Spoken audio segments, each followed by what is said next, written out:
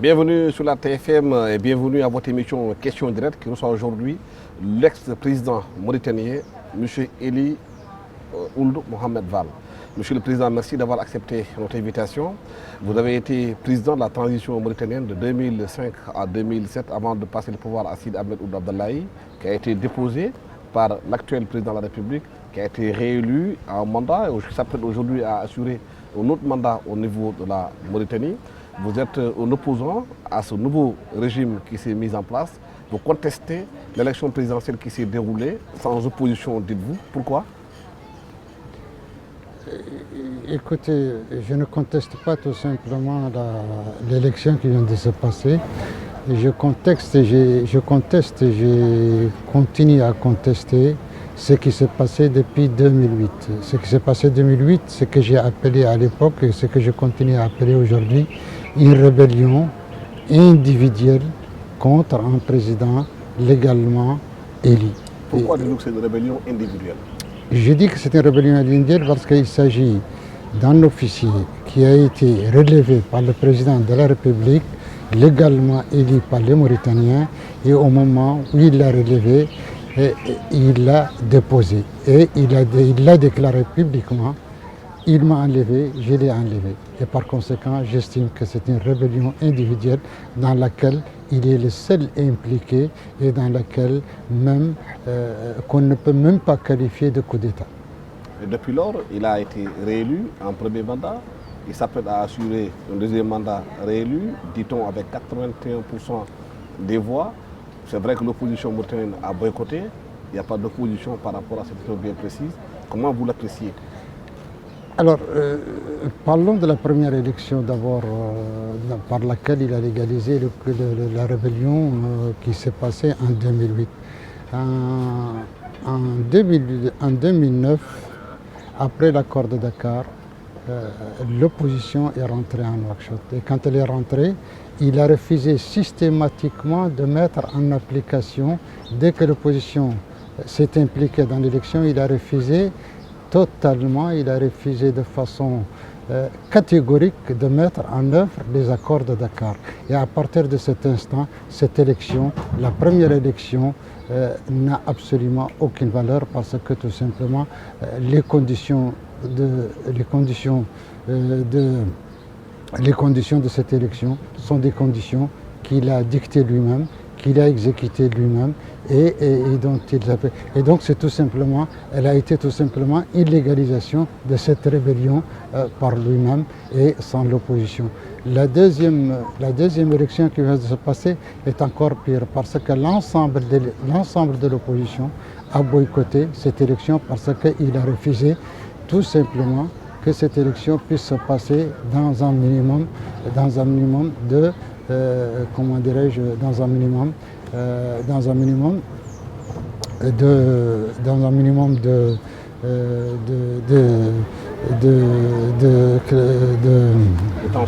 transparence, dans un minimum de transparence, et par conséquent dans ces conditions-là, l'opposition a estimé que cela ne pouvait pas avoir aucune valeur.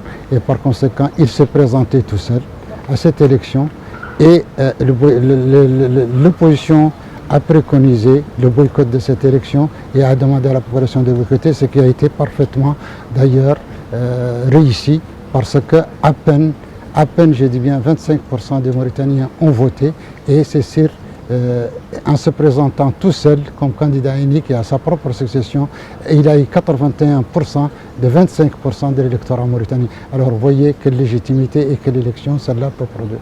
Mais donc pourquoi la communauté internationale a semblé accepter la première élection et celle-là qui vient de se passer?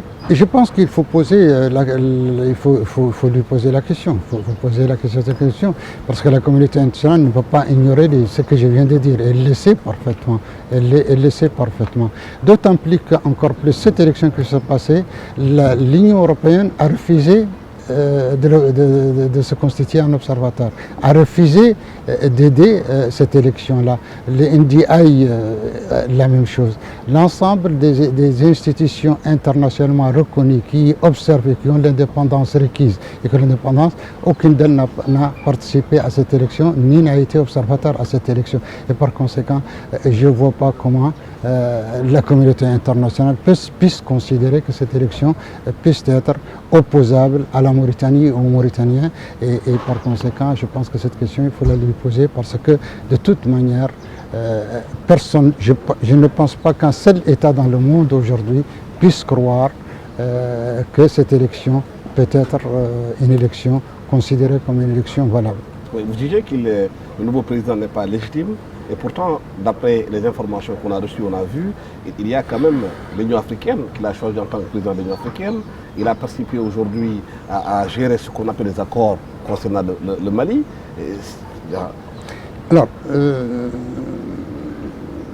l'Union africaine, il est président de l'Union africaine, il est président de l'Union africaine par défaut. Premièrement, il est président de l'Union africaine parfaitement par défaut, parce que c'est le tour de la Mauritanie et que tout simplement, le tour de la Mauritanie, il s'est trouvé que par malchance pour la Mauritanie et pour l'Union africaine, c'est ce régime qui est en place. Et par conséquent, l'Union africaine n'y peut rien. Et ce n'est pas de gaieté de cœur, je pense que l'Union africaine l'accepte comme président. C'est tout simplement le tour de la Mauritanie. Et comme c'est le tour de la Mauritanie, évidemment, celui qui est en place, l'Union africaine ne va pas s'opposer à ce qu'il devienne président de l'Union africaine. Oui, ces partisans disent qu'aujourd'hui, même si vous dites qu'il n'est pas légitime, qu'il est invité quand même à la rencontre entre Barack Obama et les présidents africains, les 54, qui seront à Washington au courant de ce mois d'août. Oui, je ne sais pas dans quelles conditions il participera à ce sommet et j'ai du mal à percevoir le sentiment des chefs d'État africains être conduit par un monsieur qui est dans la situation où il est par rapport à son pays et par rapport à son peuple. Et par conséquent, et je vois aussi dans quelle situation M. Obama va se retrouver quand ce monsieur sera aux États-Unis et quand il devra le recevoir en tant que président de l'Union africaine. Malheureusement, ce sont des situations qui se sont présentées par ce hasard de l'histoire et ce hasard de la réglementation de l'Union africaine. Et par conséquent, je pense que c'est une situation d'une manière ou d'une autre qui est extrêmement gênante pour l'Union africaine, qui est extrêmement gênante pour les États-Unis et pour M. Obama. Mais je pense qu'il l'accepte parce qu'il y a une sorte tout simplement d'acceptation de la réglementation en vigueur au niveau de l'Union africaine. Mais au niveau international, les gens estiment que la Mauritanie a joué un rôle important contre la lutte contre le terrorisme, avec Al-Qaïda, Agbi, entre autres, qui étaient pratiquement aux frontières du Mali, et que le nouveau président de la République qui est là a assumé cette situation pour la Mauritanie et pour la sous-région. C'est pourquoi, quelque part, les intérêts sécuritaires sont mis en avant. Écoutez, premièrement, je regrette que certain nombre de gens tiennent ce discours qui est un discours tout à fait d'abord infondé et je vais vous donner toutes les preuves que ce discours est tout à fait infondé. Pourquoi? Pour la raison simple que jusqu'à fin 2007, au moment où le pouvoir a été passé au nouveau chef d'État, M. Sidi Ould Cheikh Abdallah, la Mauritanie a été d'une rigueur exemplaire dans la lutte contre le terrorisme et jamais le terrorisme n'a pu atteindre la Mauritanie d'une manière ou d'une autre, d'une manière significative. Dès l'arrivée du nouveau chef d'État, le même monsieur s'est accaparé de l'ensemble des services de sécurité, et il a été nommé en haut grade. Et il s'est accaparé de l'ensemble des chefs des services de sécurité. Et qu'est-ce qui s'est passé depuis lors? Depuis lors, qu'est-ce qui s'est passé? Il s'est passé que nous avons eu 4 attaques suicides à Nouakchott. Premièrement, sur l'ambassade de France. Deuxièmement, sur l'Américain qui a été tué à Nouakchott. Troisièmement, sur une autre situation, un monsieur s'est fait exploser à Nouakchott. Et quatrièmement, il y a eu une attaque des terroristes dans le côté nord de la Mauritanie à Tourine, où plusieurs soldats mauritaniens ont été massacrés sans aucun dégât par l'ennemi. Deuxièmement, à Hassissidi, à l'est du pays, une unité a été totalement détruite. À Ouakadou, c'est la frontière malienne, ça a été encore pire. L'enlèvement d'un gendarme, juste une semaine après. La disparition d'un autre gendarme dans des circonstances douteuses. Une attaque suicide sur Nouakchott qui a causé plusieurs blessés dans les forces armées de sécurité aux portes de Nouakchott. Voilà le résultat de la lutte contre la sécurisation du pays. Et c'est la première fois où tant d'événements ont été enregistrés sur le plan des attaques terroristes sur le pays. Le deuxième aspect que l'on doit signer, et qui est un aspect très important, que la conséquence de sa politique de sécurité a été extrêmement dangereuse pour le Mali lui-même. Pour le Mali lui-même. Tout simplement parce qu'il n'a pas su coopérer avec les autorités maliennes de la manière qu'il fallait. Et deuxièmement, une certaine complicité même s'est installée entre lui et un certain nombre de ces mouvements-là. Mais qu'est-ce qui explique aujourd'hui que lui... Et par conséquent, je ne vois pas d'abord quel résultat au point de vue d'élite contre le terrorisme. Et quand il y a eu l'intervention internationale au Mali, il n'a pas pu participer à cette intervention. Il s'est contenté de rester sur les frontières mauritaniennes, mais ceci pour d'autres causes qui ne sont pas évidemment les causes. Alors je ne vois pas du tout le rôle joué par ces messieurs dans le cadre de la lutte contre le terrorisme, ni en Mauritanie, ni à l'extérieur de la Mauritanie. Alors ceux qui veulent se présenter cette situation, je pense qu'ils le font tout simplement pour justifier autre chose qui est injustifiable. Et qu'est-ce qui explique aujourd'hui que dans la crise malienne, qu'il puisse aujourd'hui être l'un des garants, entre guillemets, de ces accords? De quelle garantie il s'agit? Depuis quand il est garanti? Il n'a jamais été garant de quoi que ce soit. À un moment donné, il y a eu une crise au nord du Mali, une bataille s'est livrée entre l'armée malienne et un certain nombre de mouvements maliens du nord du Mali. Et à partir de là, il s'est trouvé qu'il était le président de l'OIA et ces mouvements ont accepté tout simplement l'arbitrage de l'OIA et pas l'arbitrage. Et la preuve que la continuité des négociations, ce n'est pas lui qui les a faites, c'est en Algérie qu'elle se passe, c'est au Burkina Faso qu'il se passe. Et lui, personne ne lui a jamais demandé son avis sur cette question. Après, il s'est retrouvé qu'à un moment donné, les Maliens et les mouvements devaient faire un cessez-le-feu et que, naturellement, c'est le président de l'OIA qui devait assister à cette... Et son rôle s'est arrêté et les autorités se sont déclenchées une semaine après encore entre les Maliens et ces mouvements-là.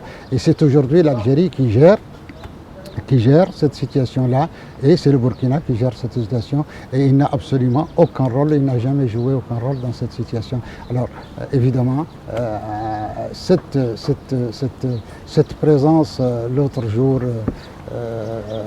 à la cessez-le-feu, on en fait un Nouakchott et au niveau dans son environnement une sorte de réel qui n'a absolument jamais existé et qui n'est pas de son fait et qui n'est pas pour lequel il n'est absolument rien. Et la suite, les événements l'ont prouvé d'ailleurs.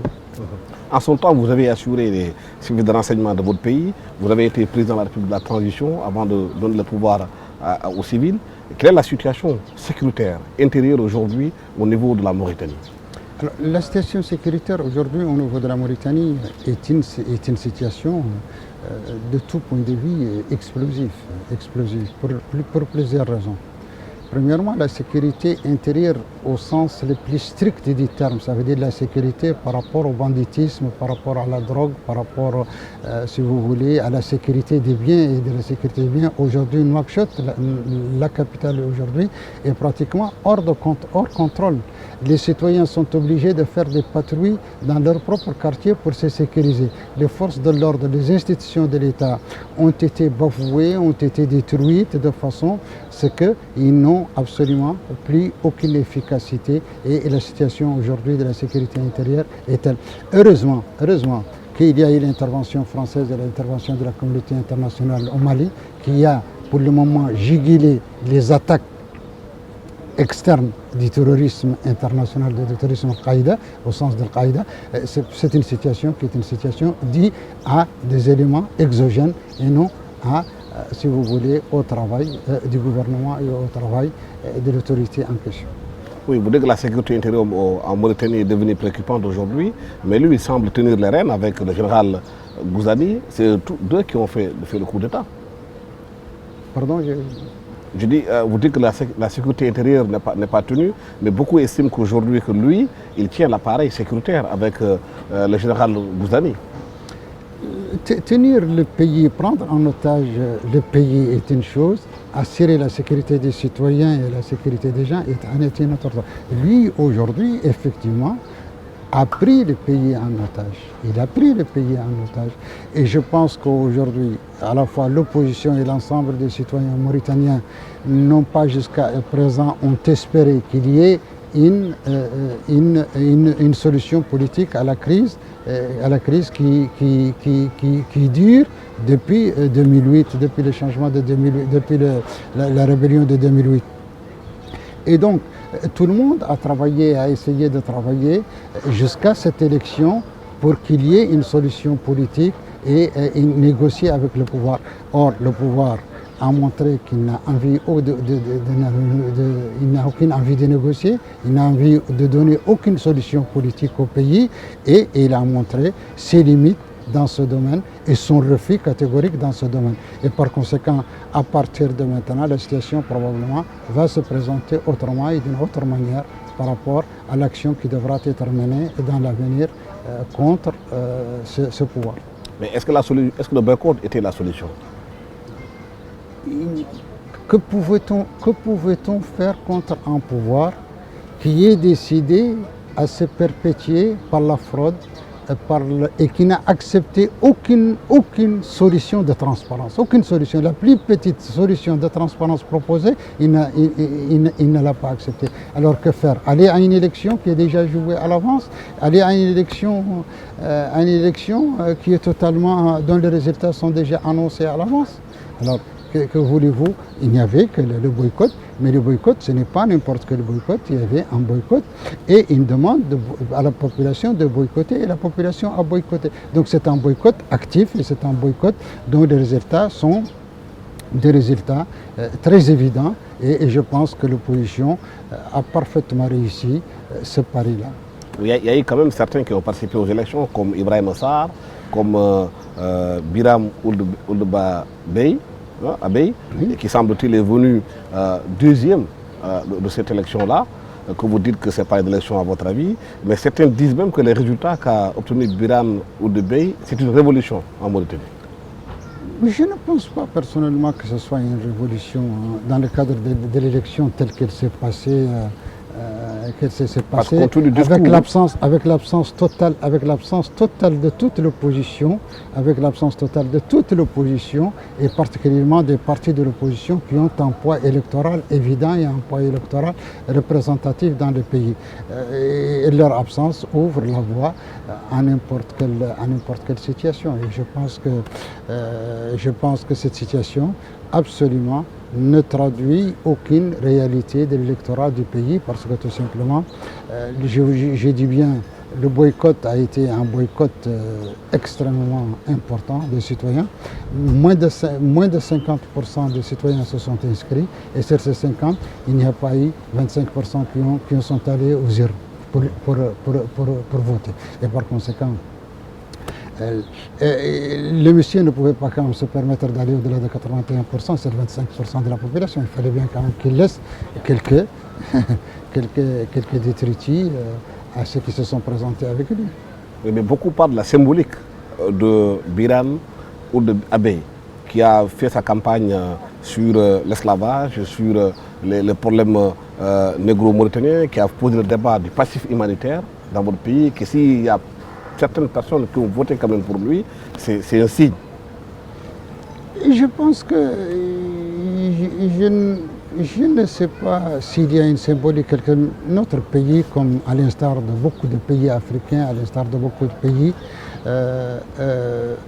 connaît encore un certain nombre de problèmes, si vous voulez, un certain nombre de problèmes sur le plan des droits de l'homme, sur le plan probablement des séquelles de l'esclavage, sur le plan de la cohabitation communautaire. Mais je pense que ce n'est pas un cas particulier pour la Mauritanie, c'est un cas qui est général dans tous nos pays, dans tous les pays africains et dans beaucoup d'autres pays qui ne sont pas africains, même des pays européens et ailleurs. Le problème qui est posé pour les Mauritaniens et pour la Mauritanie aujourd'hui, c'est véritablement de créer d'abord un État fort, un État où l'appartenance est une appartenance citoyenne et non une appartenance communautaire. Et un État qui est capable de distribuer la justice et dans tous les sens. C'est ça le problème qui est posé à notre pays. Et je pense que pour cela, il faut d'abord qu'il y ait des autorités légitimes, qu'il y ait des autorités qui ont la légitimité d'entreprendre les réformes qu'il faut, qui ont la légitimité d'entreprendre l'action politique qu'il faut et qui ont la légitimité de régler les problèmes. Je pense que tant qu'on sera dans une situation et dans la perspective des putsch et des rébellions, eh bien, rien ne peut se régler et évidemment, on restera malheureusement dans une situation de concession, si vous voulez, aux extrémismes et de concession des extrémismes qui ne résolvent absolument rien et au contraire qui peuvent aggraver la situation du pays parce que toute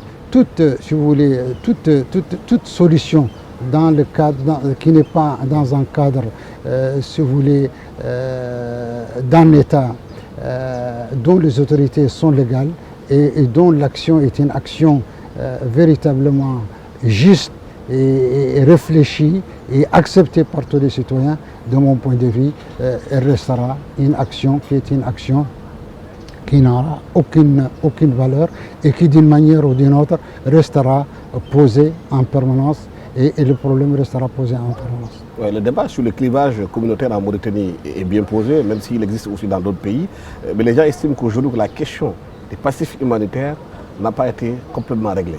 Il y a certains fonctionnaires qui ont été réintégrés dans la fonction publique, mais d'autres sont encore laissés en rade. Probablement. Je pense que c'est une question qui ne peut pas se résoudre en un jour. C'est une question qui doit être, si vous voulez, suivie, qui doit être au fur et à mesure, faire les rectificatifs qu'il faut résoudre les problèmes qui restent à résoudre. Ce n'est pas des choses qu'on peut régler par si vous voulez, une action magique. C'est des choses qui doivent se régler, qui demanderont le temps qu'il faudra les régler et par conséquent je pense que cela demandera encore du temps, mais je pense qu'aujourd'hui les Mauritaniens ont tous la volonté de résoudre leurs problèmes de coexistence et la volonté aussi de fonder un État qui soit un État pour tout le monde et un État qui est capable de prendre en charge l'ensemble de notre population dans une perspective, je dis bien, citoyenne et non dans une perspective communautaire. Mais dans le camp du président Abdelaziz, ils disent que votre responsabilité est engagée dans le passif humanitaire parce que vous étiez le patron des renseignements quand le président Mawé Assilou Moutaï était là en place et que vous ne pouvez pas vous dérober de cette question. Qu'est-ce qu'il dit cela? Qu'est-ce qu'il dit? Il parle de votre responsabilité dans le passif humanitaire. Qui dit ça? Le camp d'Abdelaziz. En disant que s'il y a eu des gens qui sont partis en ce moment... Vous savez, si vous entendez ce que dit le camp d'Abdelaziz à mon égard, vous allez entendre beaucoup plus que cela, Le fait d'avoir été directeur général de la sécurité ne particularise en rien mon action. Et en ce qui me concerne, j'ai dit et j'ai répété que tout ce que j'ai fait, je l'assume pleinement. Mais quiconque peut dire que j'ai commis un seul acte illégal ou un seul acte qui est passible, si vous voulez, ou qui n'est pas conforme à la légalité. qu'est-ce qu'il peut le dire? Qu'est-ce qu'il peut le dire et qu'est-ce qu'il peut le prouver et qu'est-ce qu'il peut le dire? Alors, je suis là, il n'a qu'à le mettre sur table. Moi, je vis en Mauritanie. Je ne vis pas à l'extérieur, je ne suis pas exilé, je vis en Mauritanie. Alors, toutes les bêtises que dit ce camp et toutes les accusations que peut porter ce camp contre ma personne, leur cause est autre. Leur cause est autre. Et par conséquent, cela n'a absolument aucune espèce d'importance ni un fondement quelconque et je pense que ce sont des positionnements politiques beaucoup plus qu'autre chose. Oui. Est-ce que vous ne pensez pas que justement le fait que ce débat soit souvent posé à votre encontre par rapport à ceux qui s'opposent à vous aujourd'hui n'est pas quelque part un handicap pour vous? Mais et pourquoi serait-il un handicap à partir du moment où cela n'a absolument aucun fondement et à partir du moment où personne ne peut me reprocher quoi que ce soit, pourquoi ce serait-il un handicap? Et les premiers, nous parlons mauritanien. Les Mauritaniens me connaissent. Les Mauritaniens savent ce que je fais et ce que je ne fais pas. Tout le monde se connaît en Mauritanie. Et pourquoi serait-il que j'aurais un handicap quelconque par rapport à cela? Pourquoi je ne l'aurais pas eu pendant que j'étais aux affaires? Pourquoi je ne l'aurais pas eu pendant la transition? Personne n'a jamais soulevé ce genre de questions, ni pendant la transition, ni pendant que C'est au moment où il y a eu cette rébellion, où je me suis opposé à cette rébellion, que le responsable de cette rébellion a commencé à monter des petites phrases, des petits gens dans une perspective de confrontation politique avec moi. Alors pourquoi cela me gênerait? Ça ne me gêne absolument pas du tout. Mais et il n'y a rien qui puisse me gêner dans cette affaire. Oui. Mais certains posent aussi chez les négro-mauritaniens le problème aujourd'hui que la Mauritanie est gérée par une tribu. Hein, votre tribu, pratiquement, c'est vous passez le pouvoir entre vous, alors que les négro-mauritaniens ne sont pas aussi impliqués dans la gestion du pouvoir. Et je ne sais pas. Alors, vous parlez des tribus, moi je regrette. Dans ma situation aujourd'hui, si vous pensez que c'est ma tribu qui gère le pouvoir en Mauritanie, au moins vous devez reconnaître que je m'oppose à ce pouvoir. Et par conséquent, je ne suis absolument en rien comptable de cette situation si elle existe. Mais je doute fort d'ailleurs qu'en Mauritanie on puisse gérer le pouvoir par une tribu. En Mauritanie il y a plus de 640 tribus, il y a plus de 3 ou 4 ethnies et je ne pense pas que quiconque puisse se permettre de gérer la Mauritanie sous une forme tribale quelconque et par conséquent je pense que ce genre d'accusation ou ce genre de positionnement, je pense que ce n'est pas cela qui est le plus important. Le plus important aujourd'hui, c'est d'aller vers un état de droit. C'est d'aller vers un état, comme j'ai dit, et il faut le bien comprendre, c'est d'aller vers un état de droit dont les autorités sont légitimes et légales. Aller vers un état où l'on peut véritablement résoudre nos problèmes par la discussion, par la négociation et non par des accusations et par des slogans et par le communautarisme. Cela ne résout rien et cela ne peut rien résoudre. Mais comment l'opposition mauritanienne compte faire face à ce pouvoir du moment qu'elle-même, elle n'est pas soudée, elle n'est pas unie, chacun se positionne, ou de Dada Ahmed se positionne, ou de Boukhar se positionne, d'autres qui étaient dans l'opposition, les Ibrahim Assar, qui ont participé à voter, chacun d'entre vous veut le pouvoir. Alors que vous n'entendez pas sur l'essentiel. Je pense que l'opposition aujourd'hui a dépassé ce problème. Vous avez bien parlé de code. Je pense que l'opposition, pour l'essentiel aujourd'hui, a dépassé ce problème aujourd'hui et elle a compris que d'abord, avant de se positionner pour le pouvoir, avant de vouloir être quoi que ce soit, il faut d'abord résoudre le problème du pays. Il faut d'abord créer les conditions d'une élection transparente et d'une élection honnête et transparente d'abord. Et pour cela, l'opposition dans l'essentiel de ce qu'il y a, j'en appelle aujourd'hui l'opposition, s'est mise ensemble dans le cadre de ce qu'on appelle le Forum pour la démocratie et que ce forum comprend aujourd'hui l'ensemble des partis politiques qui sont conscients de cette situation-là, comprend la société civile et des personnalités indépendantes. Et par conséquent, il réunit l'essentiel de ce qui est actif politiquement dans notre pays. Et par conséquent, ils ont déjà réussi à délégitimer le pouvoir par le boycott des élections. Ils ont déjà réussi à montrer à la communauté internationale et à la nation mauritanienne que ce pouvoir ne peut en aucun cas se prévoir d'une légitimité quelconque et qu'en aucun cas non plus il ne peut gérer le pays de façon saine. Et ils l'ont déjà montré et je pense que dans l'avenir, ils continueront et je pense que leur action sera de plus en plus efficace dans l'avenir pour aboutir au changement nécessaire pour notre pays. Comment aller dans un changement aujourd'hui où le pouvoir s'apprête à prêter serment, il est réélu pour 5 ans. D'ici 5 ans, comment allez-vous gérer cette question-là? Qu'est-ce qu'il faut faire? Et ça, c'est dans sa tête qu'il est élu pour 5 ans. Pour nous, il n'est pas encore élu. Pour nous, je dis bien, c'est un coup de force qui a été, et nous sommes dans la continuité de cette rébellion.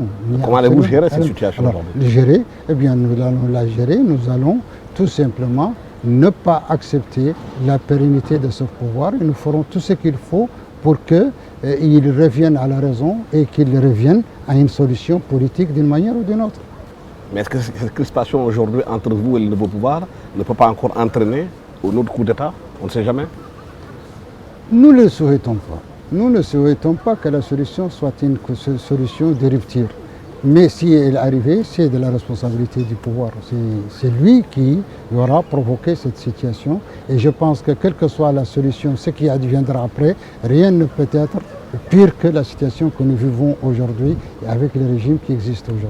Est-ce que vous pensez que la solution de la Mauritanie, que vous faites partie de la solution ou l'une des solutions de la Mauritanie aujourd'hui par rapport au nouveau pouvoir? Vous êtes une alternative? La question aujourd'hui n'est pas posée en ces termes. Ça, c'est aux Mauritaniens de le décider le moment venu. Je pense qu'aujourd'hui, ce qui est important, c'est que chaque Mauritanien, où qu'il soit, quel qu'il soit, puisse travailler pour qu'il y ait une solution politique dans le pays. Une fois qu'on a une solution politique dans le pays, c'est aux Mauritaniens de déterminer qu'est-ce qui sera alternatif ou qu'est-ce qui dirigera leur destinée dans l'avenir. C'est une question qui pour moi n'est pas posée aujourd'hui. La question qui est posée aujourd'hui, c'est d'obtenir le changement nécessaire pour que nous puissions partir sur le bon pied et pour que nous puissions véritablement, comme je dis, arriver à mettre en place des institutions légales et légitimes pour notre pays. C'est ça la question aujourd'hui. Mais pour vous, le choix des responsables de ces institutions, qu'elles soient les institutions présidentielles ou les institutions législatives, ça dépendra des Mauritaniens. Ce sont les Mauritaniens qui les décident. La solution politique pour vous, c'est quoi? Pardon? Pour vous, c'est quoi la solution politique? Alors, la solution pour moi est très claire, je dis bien claire et nette. Il faut à tout prix et de façon impérative mettre fin à cette rébellion. Ni plus ni moins. Tant qu'on n'aura pas mis fin à cette rébellion-là, la Mauritanie ne démarrera pas sur les deux pieds. Il n'y a rien à faire. Il n'y a rien à faire. Tant qu'on restera dans les perspectives de la continuité d'une rébellion et dans la perspective d'une rébellion et de la prise en otage du pays par un individu, quel qu'il soit, que ce soit celui-là ou un autre, c'est exactement le même problème. Cela ne constituera jamais une solution pour le pays.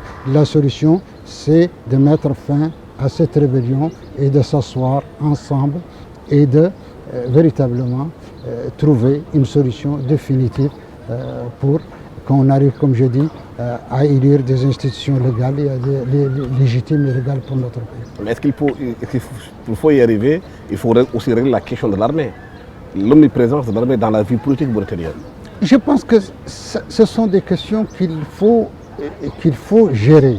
Une fois qu'on se met ensemble, qu'on aura créé les conditions de se mettre ensemble, la question de la gestion du pouvoir et de l'intrusion de l'armée dans le pouvoir doivent être étudiées et doivent trouver une solution qui soit une solution compatible avec la situation de notre pays et la réalité de notre pays. Mais le pouvoir dit qu'ils ont fait des résultats depuis qu'ils sont là, qu'ils ont lutté contre la pauvreté, contre le chômage des jeunes. Ils parlent aussi même de l'industrie minière où il y a des perspectives intéressantes pour que la Mauritanie puisse exploiter davantage son fer et partager les richesses du pays avec les populations. Alors, je regrette le pouvoir.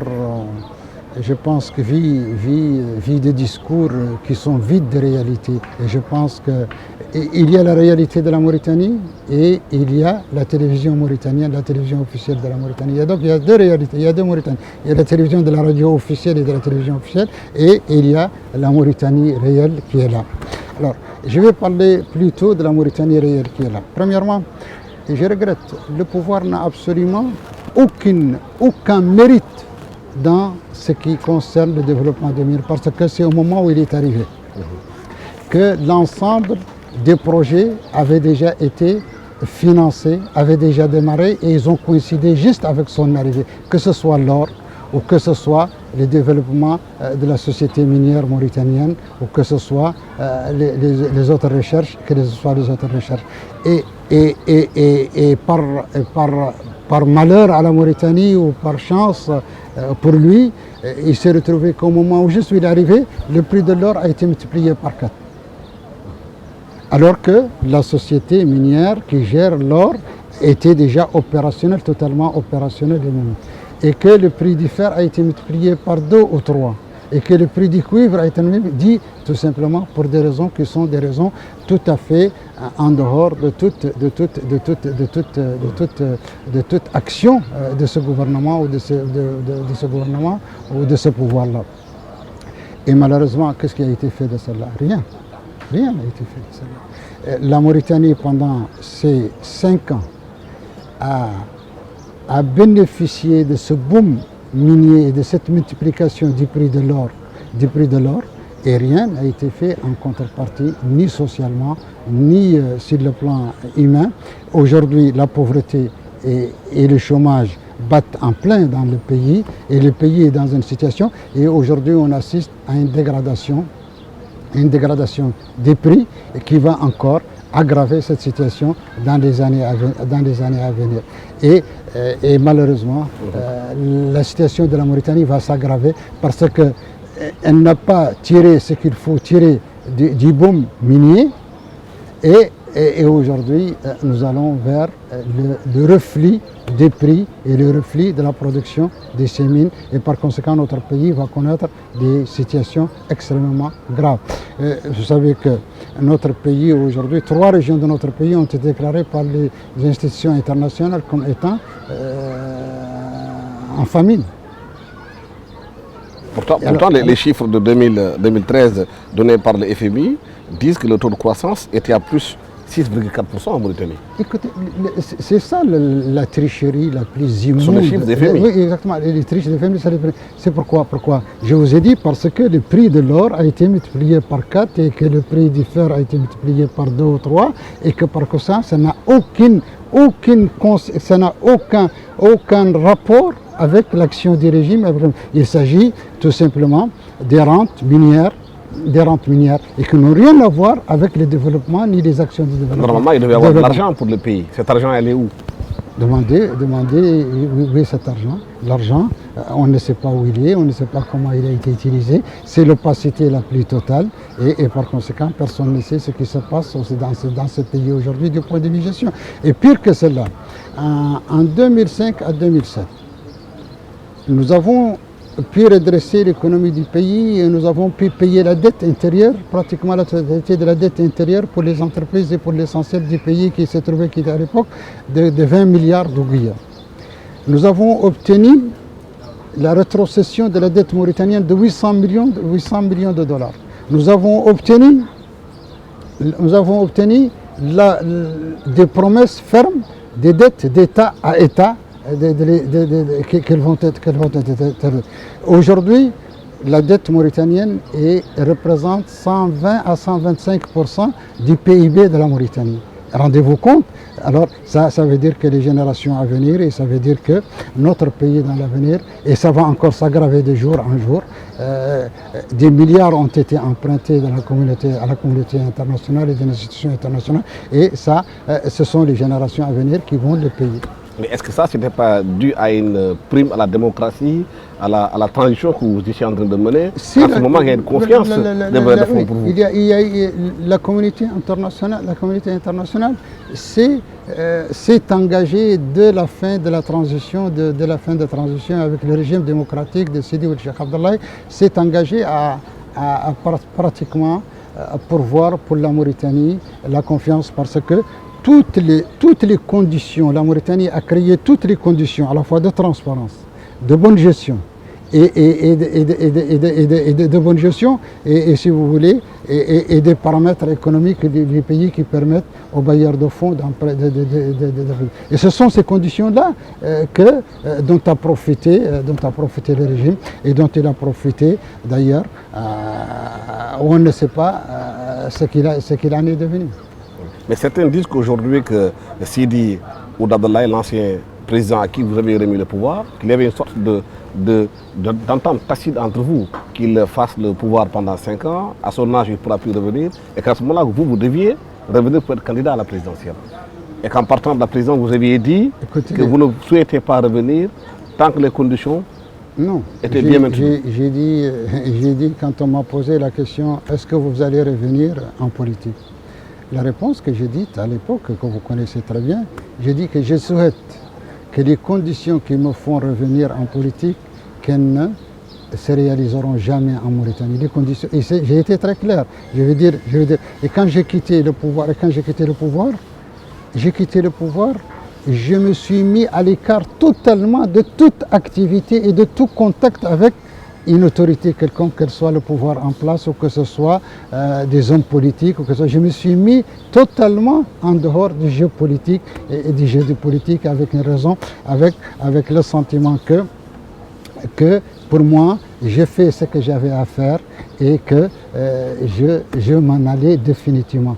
Évidemment, si mon pays se retrouve dans une situation tel qu'il s'est retrouvé malheureusement, où le rêve des Mauritaniens a été brisé par cette rébellion de 2008 et que la Mauritanie se retrouve dans cette situation, comme j'ai allé dire, en ce moment, les conditions si vous voulez, les conditions de lutter de nouveau pour le rétablissement de la démocratie et pour le rétablissement de notre État, évidemment. Je n'accepterai pas d'être à l'écart de cette lutte de tous les Mauritaniens et de ce qui est important pour les Mauritaniens. C'est ça, ce sont ces conditions qui vous ont poussé à revenir? Bien sûr, bien sûr. Ni plus ni moins. Je l'ai dit et je l'ai prouvé parce que je me dis quand j'ai quitté, personne ne m'a jamais entendu intervenir sur une quelconque question nationale, quelle qu'elle soit, ni manifester une quelconque ambition, ni faire un parti, même pas un site.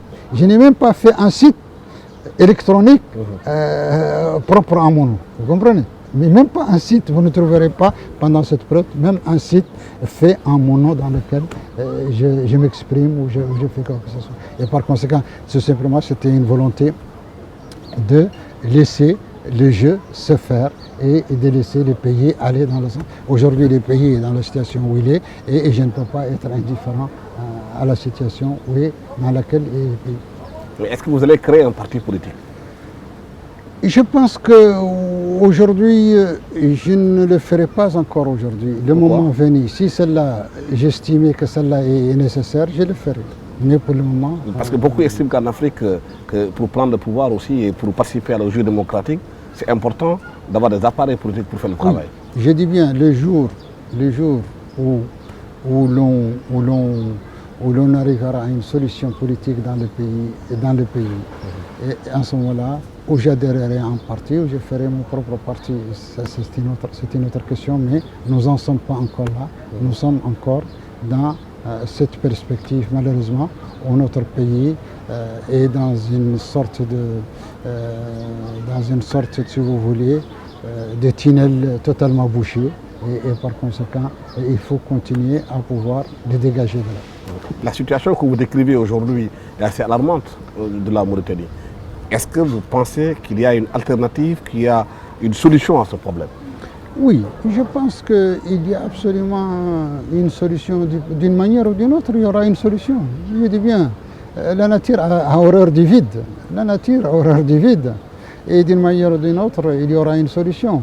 Où il y aura une solution, où le pouvoir comprendra qu'il est de son intérêt, qu'il est de l'intérêt du pays, qu'il est de l'intérêt de tout le monde, de revenir et de négocier les conditions d'une élection globale, et je dis bien globale, il ne s'agit pas d'élections municipales ou d'élections législatives, mais d'élections globales, à la fois présidentielles, législatives et municipales, et qui, donc, l'ensemble de la reprise de toutes les institutions, qu'ils s'y présentent et qu'ils les gagnent, c'est tant mieux. Nous serons les premiers dans des conditions de transparence et dans des conditions de consensus national. Nous serons tous, je serai le premier à l'en féliciter. Mais que tant que ces conditions ne seront pas créées, eh bien, j'estime qu'il ne peut se prévaloir d'aucune. Alors, ça, c'est une solution. S'il ne le comprend pas, eh bien, il se pourrait bien que la solution vienne sans lui, c'est tout. Mais beaucoup estiment que le nouveau président Abdelaziz, vous êtes quand même parents, vous avez travaillé ensemble dans beaucoup de choses, vous avez fait le coup d'État pour déposer Maouya, et dans la gestion de la sécurité en Mauritanie, que vous avez tout travaillé de façon proche, intime ensemble. Aujourd'hui, qu'est-ce qui vous oppose réellement? Ce qui nous oppose, c'est ce que je viens de dire. De mon point de vue, je dis bien, de mon point de vue, et pour moi, cette situation ne peut en aucun cas être, si vous voulez, ne peut en aucun cas être, si vous voulez, comment dirais-je, ne peut, si vous voulez, être comment dirais-je, être influencé, si vous voulez, cette position en aucun cas ne peut être influencée ni par la parenté, qu'elle soit familiale ou qu'elle soit tribale ou qu'elle soit régionale, d'une relation sociale quelconque. Il ne peut pas être influencé. Ce qui m'intéresse, c'est la Mauritanie. C'est une certaine vision pour la Mauritanie, c'est certaines solutions pour la Mauritanie, et c'est ça qui m'intéresse. Je ne suis pas contre la personne de la personne de tel individu ou de tel individu. Ce n'est pas une question de personne, c'est une question de vision pour le pays et de la façon dont il faut gérer le pays et dont il faut solutionner les problèmes du pays. C'est ça la question fondamentale et la question essentielle pour moi. Mais aujourd'hui, quelle est votre vision de la Mauritanie? Eh bien, ma vision de la Mauritanie, c'est d'abord de résoudre ce problème-là, de revenir, comme je dis bien, à un État ou à un pays réconcilié avec lui-même, un pays dont les institutions, comme je dis, sont légales et légitimes, et un pays qui peut se mettre au travail ensemble, en prenant en compte l'ensemble de ses citoyens et en travaillant de façon à dépasser ce problème, si vous voulez, d'accidents permanents et de coups d'État et de ceci et de coups d'État et d'illégitimité du pouvoir. Il y a un pays qui a la capacité de s'asseoir, de regarder en face son histoire, de regarder en face son présent et son avenir et de se mettre d'accord sur les solutions qui peuvent être adoptées pour qu'ils puissent réellement dépasser un certain nombre de problèmes qui lui sont posés aujourd'hui. Oui. Pour arriver, il faut qu'il y ait peut-être des relations assez poussées avec ceux avec qui vous travaillez. Quelles sont vos relations avec l'opposition mauritanienne aujourd'hui, avec l'ancien président Maouya Sidi Ould Taya, avec Sidi Abdallah? Premièrement, en ce qui concerne l'ancien président Ould Taya, je pense qu'il n'a jamais manifesté, depuis qu'il a quitté le pouvoir, il n'a jamais manifesté le moindre, à ma connaissance, le moindre intérêt à revenir en politique depuis qu'il a quitté, parce que je n'ai jamais entendu une déclaration de sa part, ni une intervention de sa part dans le cadre des affaires nationales ou internationales du pays. Et par conséquent, je n'ai absolument pas de relation dans la mesure, comme je dis bien, où il s'est mis à l'écart de la vie politique du pays. S'agissant du président Sidi, là aussi, je pense que jusqu'à présent, il n'a pas manifesté un désir de s'activer politiquement. Et par conséquent, nos relations comme il est à l'intérieur du pays, nos relations sont des relations amicales. Et moi, je fais ce que j'ai à faire. Et lui, je ne suis pas au courant de ce qu'il fait, en tout cas là, parce qu'il n'est pas, publiquement en tout cas, je n'ai pas entendu parler d'un intérêt pour lui de s'activer en politique. S'agissant du reste des partis politiques, ma relation avec eux est une relation excellente. Nous sommes tout à fait d'accord sur ce que je viens de dire pour l'essentiel, à quelques différences près. Et nous travaillons la main dans la main pour que ces changements puissent être opérés demain. Et je vous dis, je suis même tout à fait en symbiose avec beaucoup de ceux qu'on dit aujourd'hui qui sont partis de la majorité, parce que je pense que l'essentiel d'entre eux savent parfaitement que la solution passe par là et elle ne passera pas par les fuites en avant. Est-ce que vous avez des contacts avec le président Sidi Abdoulaye depuis qu'il a quitté? Oui, de parler, d'échanger?